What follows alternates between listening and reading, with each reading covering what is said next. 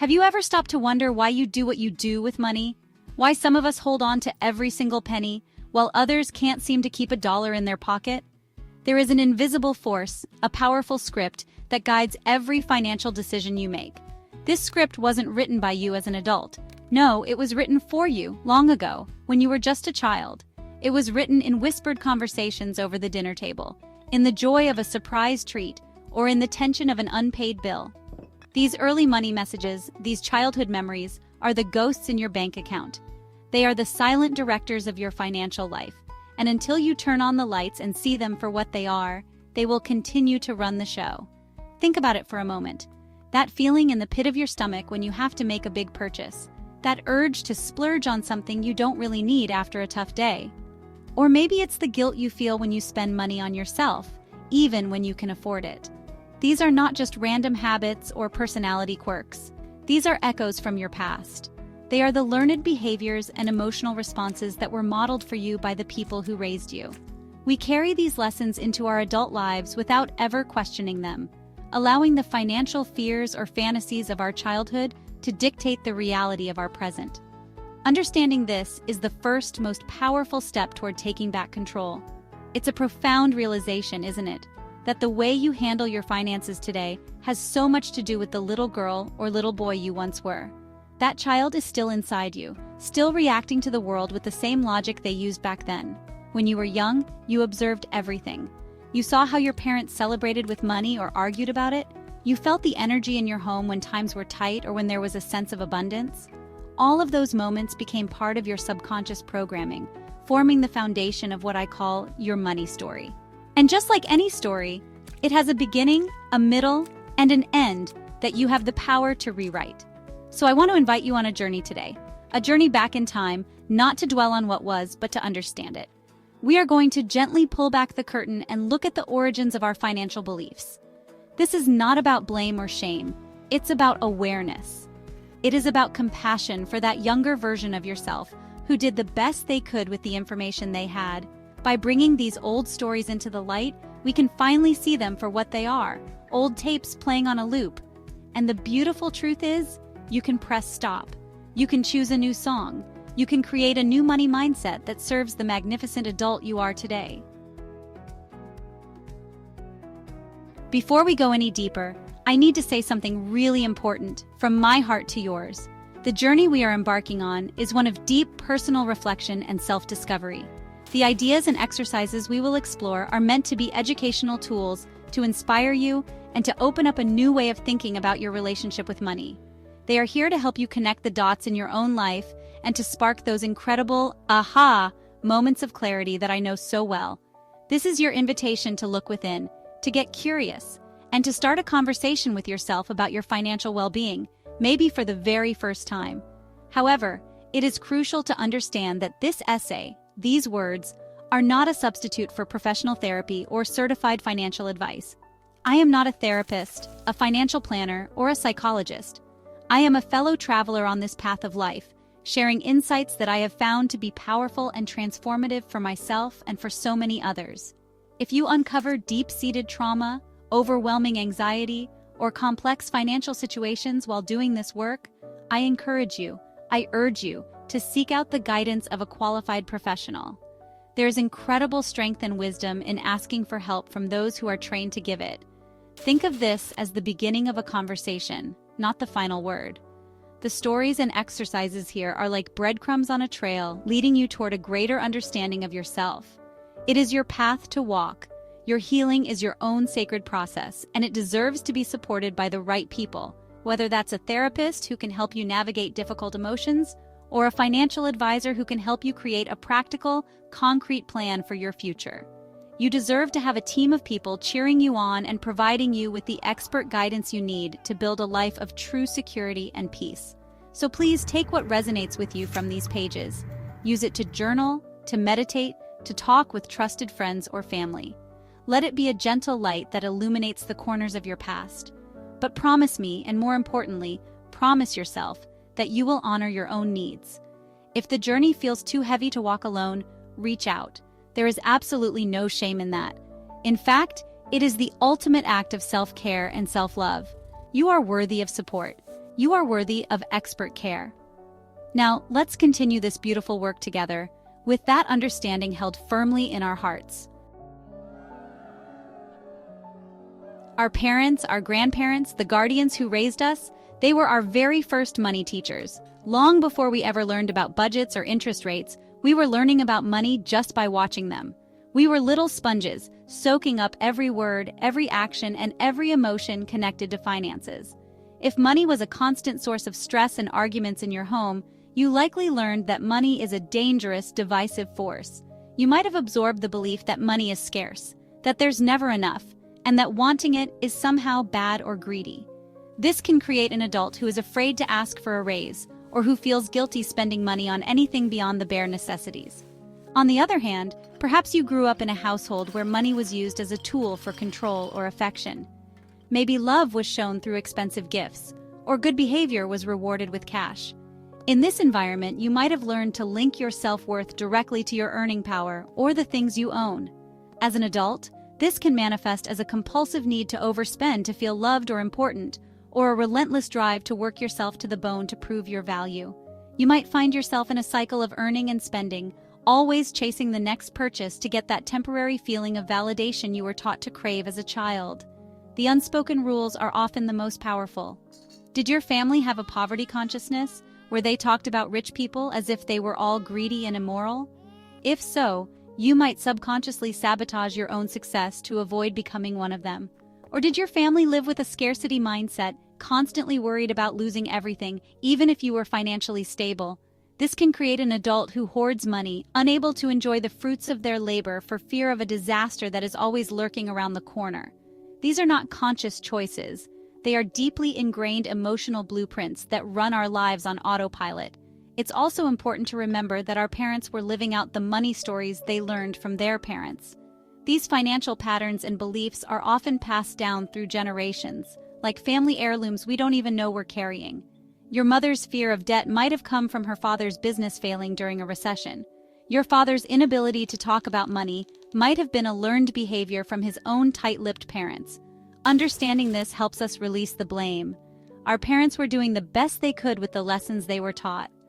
The beautiful opportunity you have now is to be the one who breaks the chain and consciously chooses a new, healthier legacy. Let me tell you about Sarah. Growing up, Sarah's family lived paycheck to paycheck. Her parents were loving and hardworking, but money was always a source of quiet tension. She remembers the strained look on her mother's face at the grocery store checkout, the whispered arguments about bills after she was in bed. The family motto was, "We can't afford that."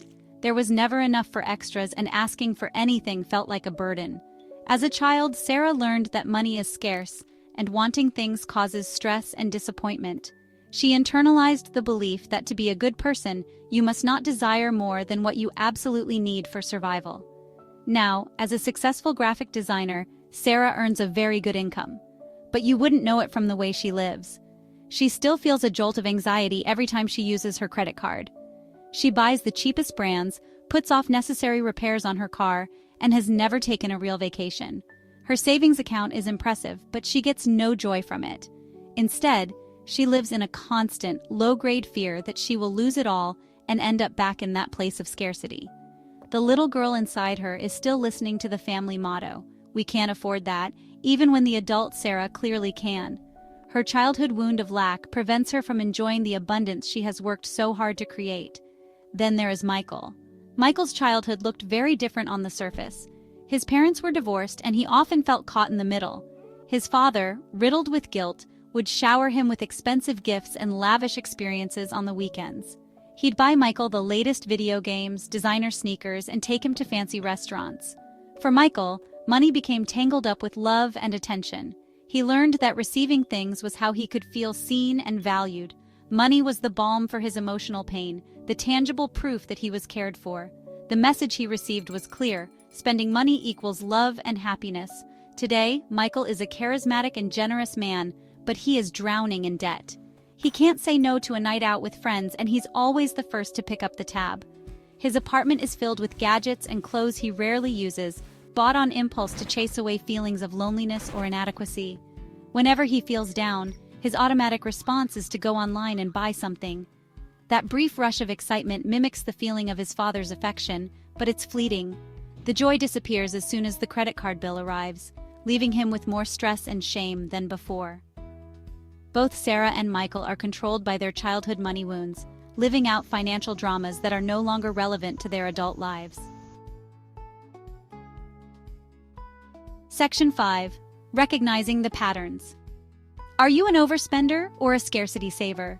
The stories of Sarah and Michael show us how these early lessons crystallize into distinct financial patterns in adulthood. These patterns are not character flaws. They are coping mechanisms that have simply outlived their usefulness. One of the most common is the one we see in Michael the overspender. The overspender uses money to self-soothe, to project an image of success, or to feel a sense of control. They often struggle with impulse buying and may accumulate significant debt trying to fill an emotional void. For them, spending is linked to love, acceptance, or excitement, and the act of acquiring things provides a temporary high that masks deeper feelings of sadness, boredom, or low self-worth. On the opposite end of the spectrum is Sarah's pattern, the scarcity saver, or what some might call the hoarder. This person is driven by a deep-seated fear of not having enough. They may have experienced poverty or instability in childhood, leading them to cling to every dollar. They have a very difficult time spending money, even on things they need or that would bring them joy. They may feel intense guilt or anxiety when they do spend. For the scarcity saver, money equals security, and spending it feels like jeopardizing their very survival. They can accumulate substantial wealth, but live as though they are perpetually on the brink of poverty, unable to enjoy the freedom their money could provide. Another common pattern is the under-earner. This is often rooted in childhood messages that taught us that wanting money is greedy, that wealthy people are bad, or that we are not worthy of abundance. An under-earner may consistently work in jobs well below their skill level, have a difficult time negotiating their salary, or feel intense discomfort when charging for their services. They subconsciously sabotage their own earning potential to stay aligned with their childhood belief system. They may believe that being good or spiritual means rejecting material wealth, and as a result, they perpetually struggle to make ends meet, reinforcing their belief that they are not meant to have money.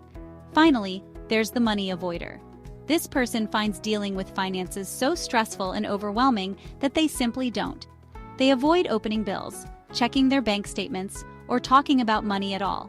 This pattern often stems from a childhood where money was a source of conflict or confusion.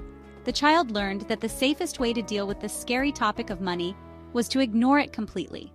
As an adult, this avoidance can lead to late fees, damaged credit, and a complete lack of financial awareness. They hand over their power, hoping someone else will manage it, or that it will magically sort itself out, because confronting it feels too threatening. Section 6. The Mind of a Child, How These Beliefs Were Meant to Protect You. Now here is a truth I want you to hold close to your heart. Every single one of these patterns, no matter how destructive it seems today, was born from a place of protection. The child version of you developed these beliefs as a survival strategy. Take a moment and really let that sink in. Your money habits are not a sign that you are bad with money or that something is wrong with you. They are a sign that the brilliant, creative mind of a child found a way to feel safe in a world that felt confusing or scary. That little you deserves your compassion, not your judgment.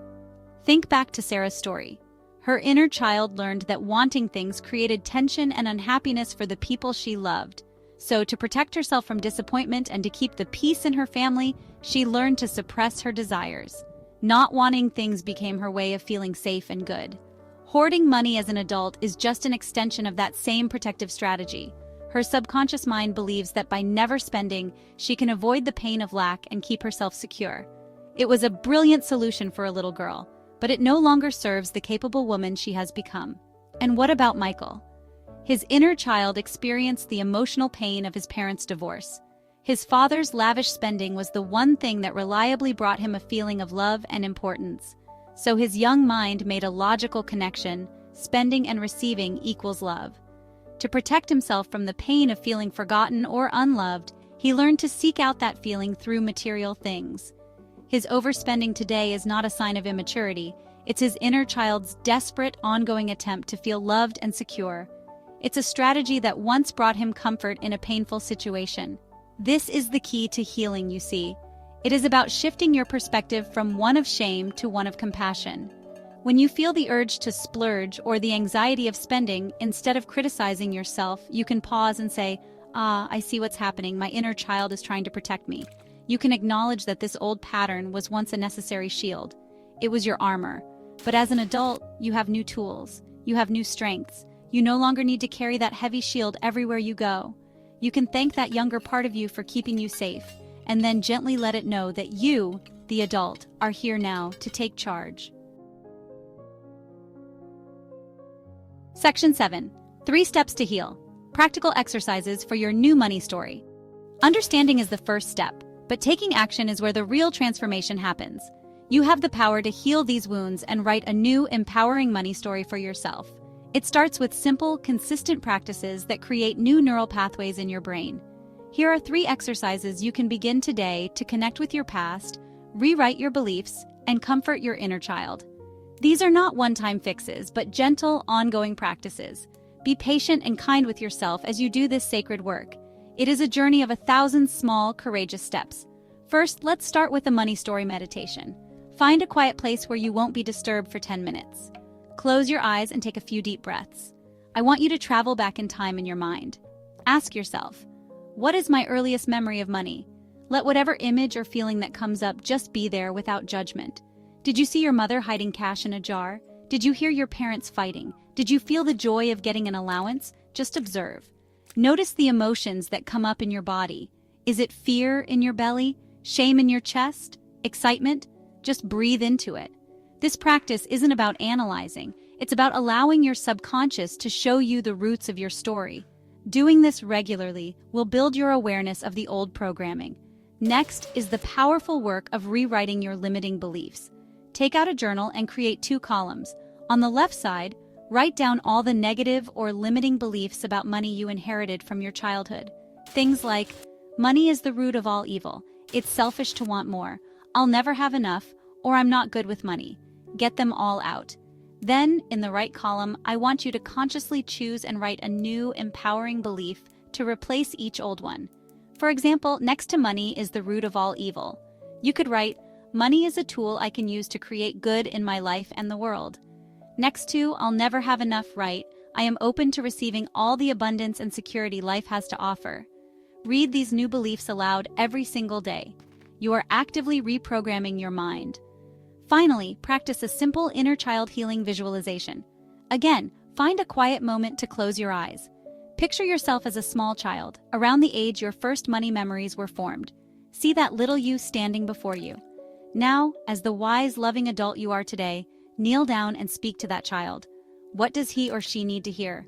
You might say, I know you were scared about money. I want you to know that we are safe now. I am here to take care of us. You don't have to worry anymore. Maybe you give that child a hug. Maybe you tell them they are worthy and loved no matter how much money is in the bank. Reassure that part of you that you are in control now and that you will make choices that are good for both of you. This is how you heal the past by parenting yourself in the present. Section 8. A Future of Abundance. The power is in your hands. This journey of healing your money wounds is not about becoming perfect. It's about becoming whole. It is a continuous practice of awareness, compassion, and conscious choice. There will be days when you fall back into old patterns. You might make an impulse purchase or feel that familiar pang of scarcity anxiety. When that happens, I want you to do one thing. Breathe. Do not shame yourself. Do not spiral into guilt. Simply notice it.